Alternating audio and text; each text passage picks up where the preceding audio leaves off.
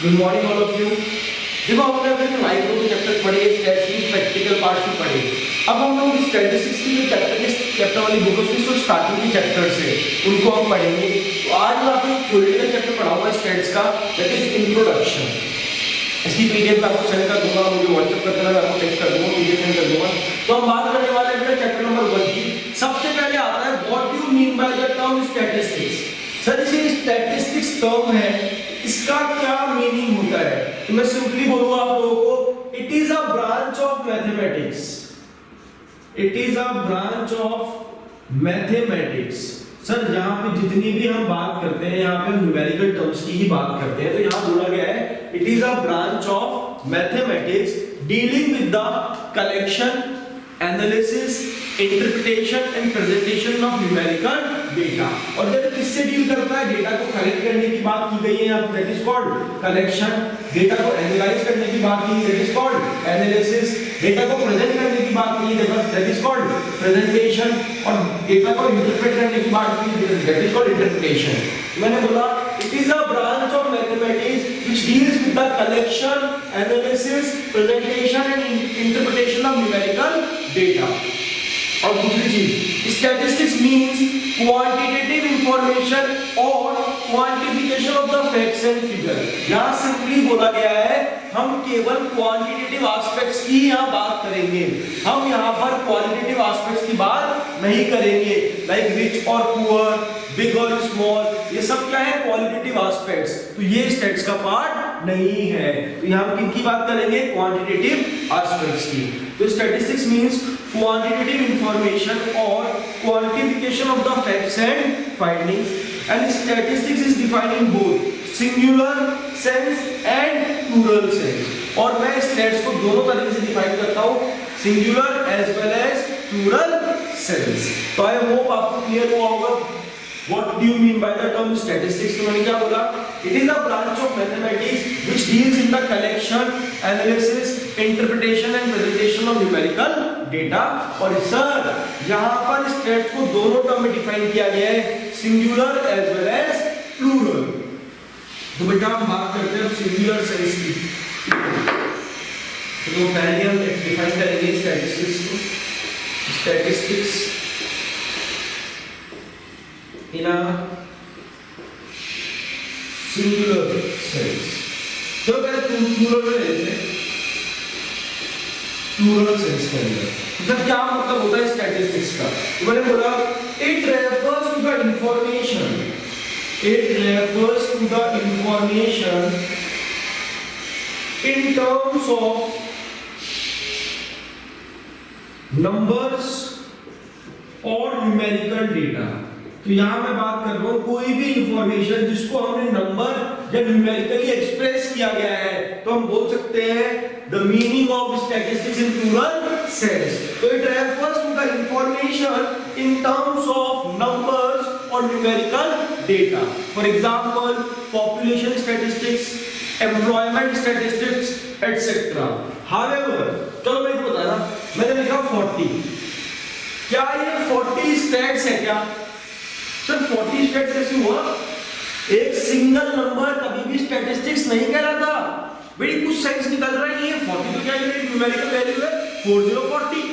40 क्या मतलब? ना तो आप इसको किसी से कंपेयर कर सकते हो, ना ही इस चीज से कोई कंक्लूजन विड्रॉ कर सकते हो। तो ध्यान रखना एक सिंगल नंबर कभी भी स्टैटिस्टिक्स नहीं कहलाता। मैंने लिखा however any numerical information is not statistics, that is एक सिंगल नंबर कभी भी स्टैटिस्टिक्स नहीं होता। फॉर एग्जांपल देखो बता रहा, मैंने बोला a cow has 4 legs, a cow has 4 legs। तो क्या ये स्टैट्स है क्या? नहीं सर, गाय की 4 टांगे तो है, ये कोई स्टैट्स थोड़ी ना हुआ। बिल्कुल। मैंने दूसरा बोला राम हैज 200 रुपीस, क्या ये स्टैट्स है? सर इससे भी कोई कंक्लूजन नहीं निकल रहा, राम के पास 200 रुपए है तो है, ये भी स्टैट्स नहीं है। अब मैं ऐसा बोलता हूँ, सुनना, average height of 26 plus male in India is 6 feet compare to 5 feet. क्या ये स्टैट्स है? यस सर, ये स्टैट्स है, बिकॉज हम कंपैरिजन कर सकते हैं या हम कंक्लूजन निकाल सकते हैं। इन्होंने लास्ट टॉपिक क्या बोला? अच्छा ध्यान से देखना बेटा, एक 1 मार्क क्वेश्चन आता है जो आपको ध्यान से लिखना है।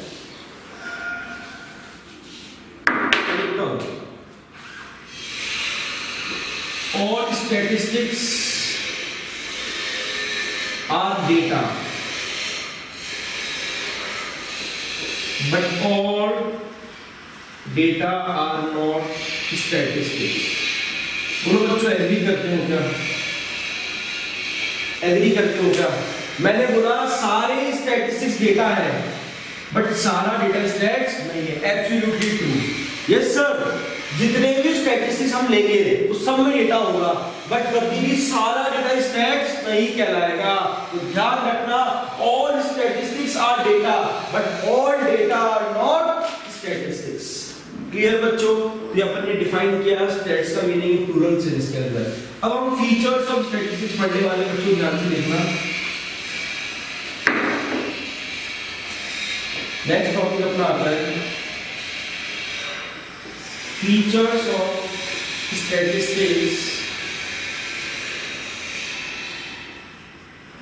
इन plural sense. In plural sense तो हम बात करेंगे features of statistics in plural sense. सबसे पहला फीचर एक होता है एग्रीगेट ऑफ फैक्ट्स, और ये चीज आपको पता है। मैं सिंपली बोलूं कि सर एक सिंगल नंबर कभी भी स्टैटिस्टिक्स नहीं होता। तभी बोला गया है कि there must be aggregate of facts, मतलब कंपैरिजन कर सके, कंक्लूजन विड्रॉ कर सके, इतना डेटा हमें गिवन होना ही होना चाहिए, तभी वो स्टैटिस्टिक्स कहलाएगा। उन्होंने लिखा a single number does not constitute statistics, that is no conclusion can be withdrawn from it. It is only the aggregate number of facts that is called statistics, and the same can be compared and conclusion can be drawn from them. Because sir, हम उसको compare कर सकते हैं और उससे conclusion draw कर सकते हैं। For example, there are 1000 students in our college. मैंने बोला हमारे कॉलेज में 1000 स्टूडेंट्स हैं। 1000 स्टूडेंट्स हैं हमारे कॉलेज के अंदर। तो बेटा क्या ये स्टैटिस्टिक्स है क्या? नो सर, ये स्टैट्स नहीं है। अगर मैं ऐसा बोलूं कि कॉलेज में 1000 स्टूडेंट है, कॉमर्स के अंदर 400 बच्चे हैं, आर्ट्स स्ट्रीम के अंदर 200 है और साइंस स्ट्रीम के अंदर 400 है, क्या ये स्टैट्स है? अब बिल्कुल सर, यहाँ कंपैरिजन कर सकते हैं, यहाँ कंक्लूजन विड्रॉ कर सकते हैं। तो ये चीज बोली there are 1000 students in our college, then it has no statistical significance. But if it is stated that there are 300 students in the art faculty, 400 in the commerce and 300 in the science, it makes statistical sense. तो पहला feature क्या पढ़ा हमने? Aggregate of facts. बच्चों पहला feature क्या है ना? Aggregate of facts.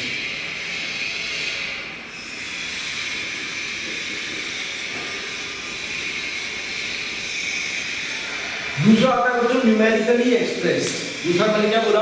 Numerically expressed. मैंने बताया था कि कोई भी चीज हम जब नंबर की टर्म में एक्सप्रेस करेंगे तभी वो स्टैट्स होगी। जो क्वालिटेटिव एस्पेक्ट्स है लाइक रिच और पुअर, बिग और स्मॉल, वो स्टैट्स नहीं होता। दूसरा फीचर ध्यान रखना बेटा, कैसे एक्सप्रेस करना है? In terms of number. तो statistics are expressed in terms of number. Qualitative aspects like small और big, rich or poor are not called statistics. For example, Ishan Sharma is tall and Sachin is short. So it has no statistical sense. But मैं ऐसा बोलूँ, however, if it is stated that height of Ishan Sharma is 6 feet and height of Sachin is 5 feet, then these numericals will be called statistics. तब हम उसको statistics बोल सकते हैं। अगर मैं सिंपल बोलता हूँ ईशान शर्मा टॉल है, सचिन शॉर्ट है, तो ये स्टैट्स नहीं है। बट मैं ऐसा बोलता हूँ ईशान शर्मा की हाइट 6 फीट है और सचिन की 5 फीट है, तब ये स्टैट्स कहलाएगा। तो बच्चों ध्यान रखना ये वाली चीज भी। तो पहला क्या बोला मैंने? Aggregate of facts. दूसरा क्या बोला मैंने? Numerically expressed. तीसरा आता है बेटा रीजनेबल एक्यूरेसी। बहुत सिंपल पॉइंट है, सुनना ध्यान से। A reasonable degree of accuracy must be kept in view while collecting the the statistical data, मतलब आपको अपना माइंड ओपन रखना पड़ेगा जब आप डेटा को कलेक्ट कर रहे हो। थोड़ी सी भी गलती अगर आपने कर दी डेटा को कलेक्ट करते टाइम, तो उसका जो आंसर आएगा वो हमेशा गलत ही आएगा। मैं सिंपली बोलूं, जब आप मीन निकालते हो, मीडियन निकालते हो या मोड निकालते हो, तब आप एकदम एक्यूरेसी को मेंटेन करते हो, एक सही फॉर्मूला लगाते हो, तभी तो सही आंसर आता है। अगर आपने गलत फॉर्मूला लगा दिया तो क्या आपका आंसर सही आएगा? कभी नहीं आएगा। तो ध्यान रखना, हमें हमेशा एक रीजनेबल डिग्री ऑफ एक्यूरेसी को मेंटेन करना पड़ेगा जब भी हम डेटा को कलेक्ट करेंगे। तो reasonable degree of accuracy must be kept in view while collecting the statistical data, and the accuracy depends upon the purpose of investigation, its nature, size and available resources। और एक accuracy किस पे depend होगी? Sir हम किस purpose के लिए data को कलेक्ट कर रहे हैं, क्या नेचर है, क्या साइज है, तो ये एक्यूरेसी इस चीज पे डिपेंड होती है। क्लियर बच्चों? ध्यान रहेगा। तो थर्ड पॉइंट क्या पढ़ा बेटा अपन ने? Reasonable accuracy. नेक्स्ट आता है बेटा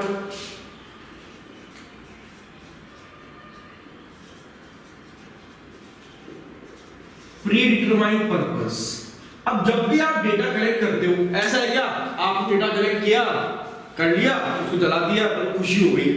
नहीं, हम जब भी डेटा को कलेक्ट करते हैं उसका कोई ना कोई पर्पस होता है, मतलब किसी ना किसी पर्पस के लिए ही आप डेटा को कलेक्ट करते हो। तो आप एक प्रॉपर प्लानिंग करते हो डेटा को कलेक्ट करते time. There must be some predetermined purpose while collecting the data। उन्होंने लिखा statistics are collected with some predetermined objective and any information collected without any definite purpose will only be a numerical value, not statistics। अगर आपने कोई information collect की बिना किसी purpose के, तो वो सिंपल हमारे लिए न्यूमेरिकल वैल्यू है, वो स्टैटिस्टिक्स नहीं कहलाएगा। उन्होंने यही बोला there must be some predetermined purpose. क्यों? डेटा को कलेक्ट करने के लिए कोई ना कोई पर्पस का होना जरूरी है। अगर हम बिना पर्पस के डेटा को कलेक्ट करते हैं तो वो सिंपल हमारे लिए क्या है बेटा? Numerical value. और नेक्स्ट बोलता है बेटा collected in a systematic manner. क्या बोला मैंने? Data should be collected in a systematic manner. अगर डेटा को आप ऐसे कलेक्ट कर रहे हो कि एक बार इधर से ले लिया, एक बार इधर से ले लिया, एक बार इधर से ले लिया, सर उसका कोई सेंस नहीं निकलेगा। तो you should collect data in simple a systematic manner, मतलब जो फॉर्मेट आपको गिवन है, जिस फॉर्मेट से आपको लेना है, आपको उसको फॉलो करना पड़ेगा, तभी उससे हम कोई सेंस बना सकते हैं। उन्होंने लिखा statistics should be collected in a systematic manner. Before collecting them, a plan must be prepared and no conclusion can be drawn from statistics collected in a haphazard manner। अगर आपने कोई डेटा को ऐसे ही कैलकुलेट किया है तो आप उससे कोई कंक्लूजन ड्रॉ नहीं कर सकते। तो प्लीज बच्चों ये 5 फीचर्स ध्यान रखना। क्या क्या थे सर? पहला एग्रीगेट ऑफ फैक्ट्स, दूसरा न्यूमेरिकली एक्सप्रेस, तीसरा रीजनेबल एक्यूरेसी, चौथा प्री डिटरमाइंड पर्पस, और लास्ट का बेटा it should be collected in a systematic manner. It should be collected in a systematic manner. Clear? तो ये अपन ने 5 फीचर्स पढ़े जिसके स्टैटिस्टिक्स के ना प्लूरल सेंस।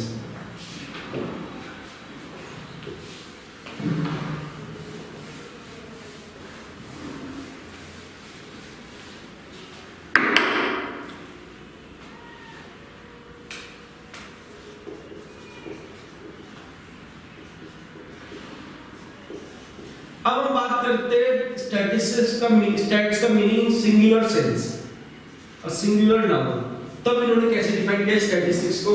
तो देखो in singular sense stats refers to the techniques और मेथड्स। तो हम यहां बात कर रहे हैं stats refers to the techniques और मेथड्स। तो सर यहां हम बात कर रहे हैं उन सारी टेक्निक्स की, उन सारी मेथड्स की जो हम काम में ले रहे हैं डेटा को कलेक्ट करने के लिए, डेटा को क्लासिफाई करने के लिए, डेटा को प्रेजेंट करने के लिए, डेटा को एनालाइज करने के लिए और डेटा को इंटरप्रेट करने के लिए। तो सिंगुलर सेंस में कैसे डिफाइन किया सर? वो सारी टेक्निक्स और वो सारे मेथड्स जो हम काम में ले रहे हैं डेटा को कलेक्ट करने के लिए, डेटा को प्रेजेंट करने के लिए, डेटा को एनालाइज करने के लिए, डेटा को इंटरप्रेट करने के लिए। In singular sense statistics refers to the techniques और methods relating to collection, classification, presentation, analysis and interpretation of quantitative data. तो सिंपल बेटा अपन ने मीनिंग पढ़ा इसका।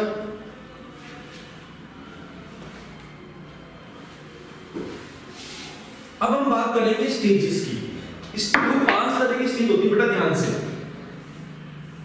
सबसे पहले आती है बेटा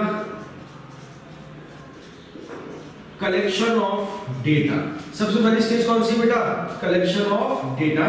दैट इज कौन सी स्टेज है सर? वो हमारी स्टेज 1। उसके बाद क्या करते हैं हम? डेटा को कलेक्ट करने के बाद सर डेटा को एनालाइज, ऑर्गेनाइज। दूसरी स्टेज आती है बेटा अपनी organisation of data. Organisation of data. फिर नेक्स्ट स्टेज कौन सी आती है सर? थर्ड स्टेज की अगर हम बात करें तो थर्ड हमारी आती है बेटा presentation of data.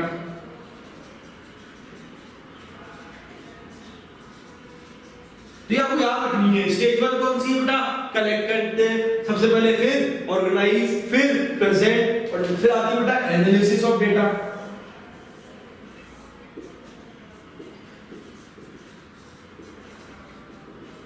Analysis of data. और जो लास्ट आती है बेटा वो आती है इंटरप्रिटेशन ऑफ डेटा।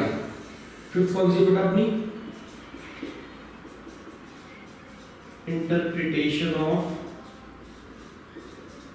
डेटा। तो मैं आपको बताइए स्टेजेस 5 तरह की होती है बेटा। सबसे पहले क्या करेंगे? डेटा को कलेक्ट, फिर ऑर्गेनाइज, फिर प्रेजेंट, फिर एनालाइज एंड फिर इंटरप्रिटेशन ऑफ डेटा। बताओ बेटा कौन कौन सी है? Collection of data, organisation of data, presentation of data, analysis of data and interpretation of data. तो ये थी बेटा 5 स्टेज जो हमें ध्यान रखनी है। प्लीज ध्यान रखना। और बहुत सिंपल है। पहले कलेक्ट करो, फिर उसको ऑर्गेनाइज करो, फिर प्रेजेंट करो जैसे भी आपको करना है, फिर उसको एनालाइज करो, फिर उससे कोई कंक्लूजन निकालो। That is called interpretation.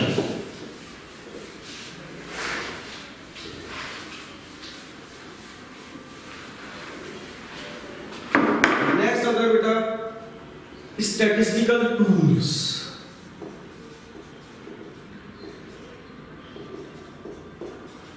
तो इसमें वही बात करनी है। सिंपल बोला, every stage of the statistical study involves the use of certain standard techniques और methods। मतलब हर स्टेज की अगर मैं बात करूं, चाहे कलेक्शन हो, चाहे ऑर्गेनाइजेशन हो, चाहे प्रेजेंटेशन हो, चाहे एनालिसिस हो, चाहे इंटरप्रिटेशन हो, हर स्टेज के लिए हमें अलग अलग टेक्निक्स, अलग अलग मेथड्स, अलग अलग स्टैंडर्ड का यूज करना पड़ेगा and that is called statistical tools. इन्होंने लिखा every stage of the statistical study involves the use of certain standard techniques और methods and these methods are called statistical tools. और इनको क्या बोला गया बेटा? Statistical tools.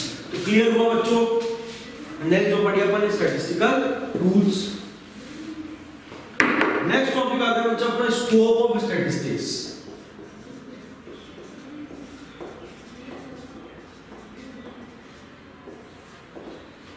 नेक्स्ट आता है बेटा अपना स्कोप ऑफ स्टैटिस्टिक्स। इन्होंने दो तरह से डिफाइन किया। एक तो इन्होंने बोला नेचर ऑफ स्टैटिस्टिक्स और एक बोला सब्जेक्ट मैटर ऑफ स्टैटिस्टिक्स। तो हम दोनों पढ़ेंगे। तो पहला पॉइंट इसमें नेचर ऑफ स्टैटिस्टिक्स, दूसरा इन्होंने बोला सब्जेक्ट मैटर ऑफ स्टैटिस्टिक्स।